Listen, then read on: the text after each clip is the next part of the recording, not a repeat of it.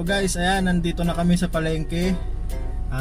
Bibili tayo ng uulamin natin ngayon pagkatapos ng Christmas, which is yung... Anong bibili natin, anak? Lechon. Lechon? Hindi. Anong bibili natin?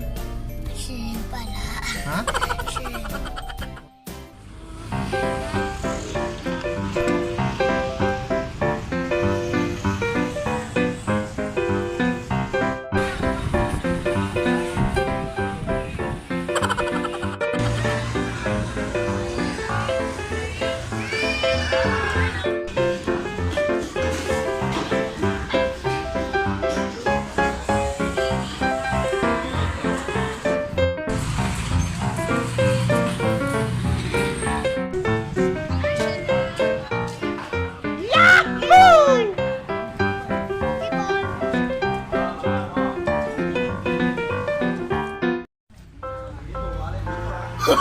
Oh, no, no, no, no.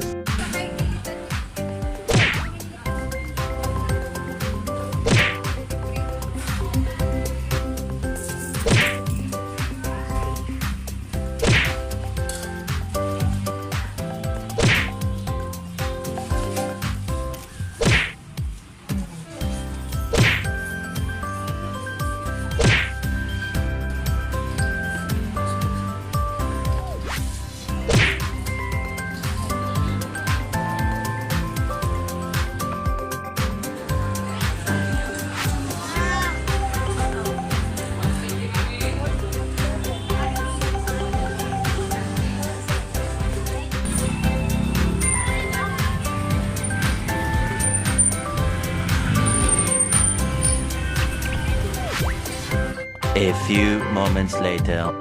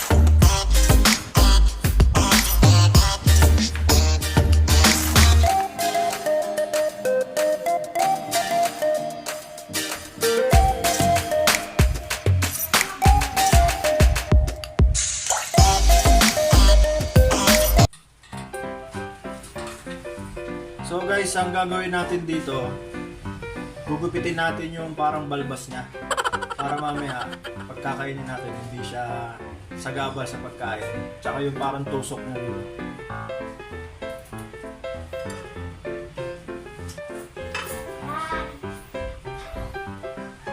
Ito, tatanggalin natin to kasi minsan nakakatusok to, lalo na pag mga bata yung kakain.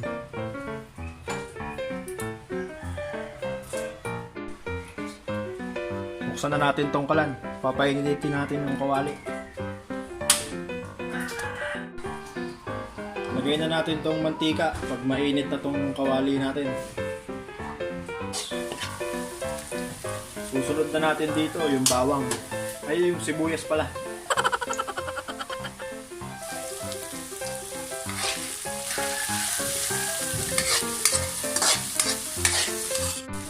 Tapos natin mag-isa ang bawang at sibuyas, isusunod na natin tong ating hipon.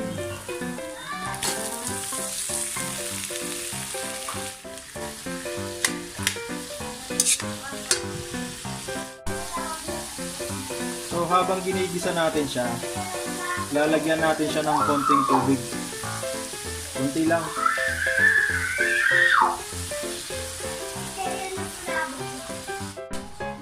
So kaya natin siya nilagyan ng konting tubig para mag-even yung pagkaluto sa kanya at mabilis siyang maluto pag kumulo yung tubig. At saka para meron din siyang konting sarsa o sauce pagka naluto na siya.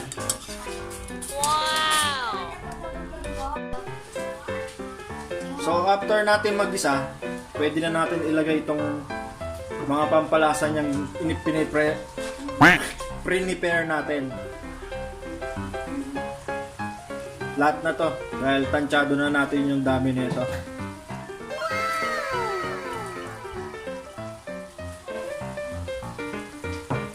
Haluin lang natin siya para mag-combine yung lasa niya. Lalagyan din natin ng konting magic syrup para medyo magkalasa siya. Yung lasa ng magic. Konti lang. So ayan, after nating mahalo, lalagyan natin ng kalamansi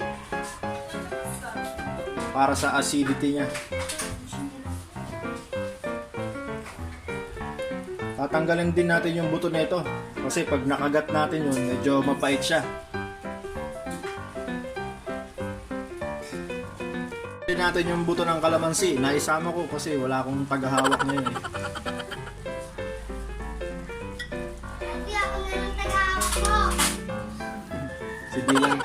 Si Dylan na lang daw tagahawak.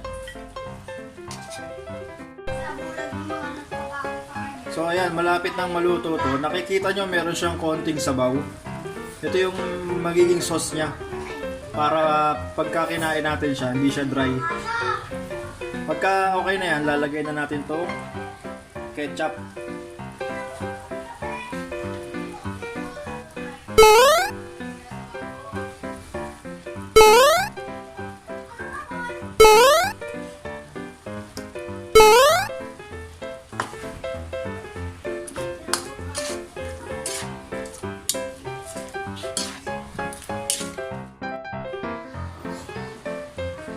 So guys, ito na. Luto na yung recipe natin ng hipon. Ayan siya.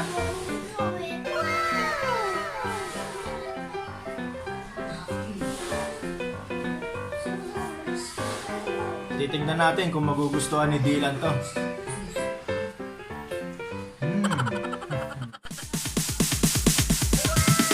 Sorry, it's DJ.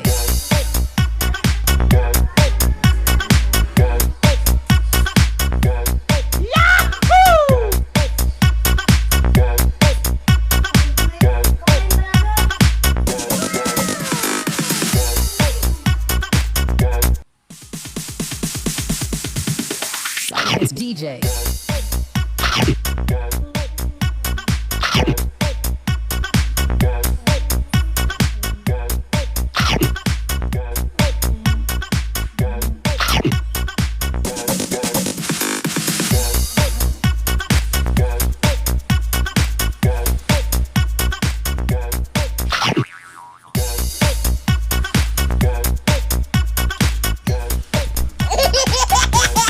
You can get some.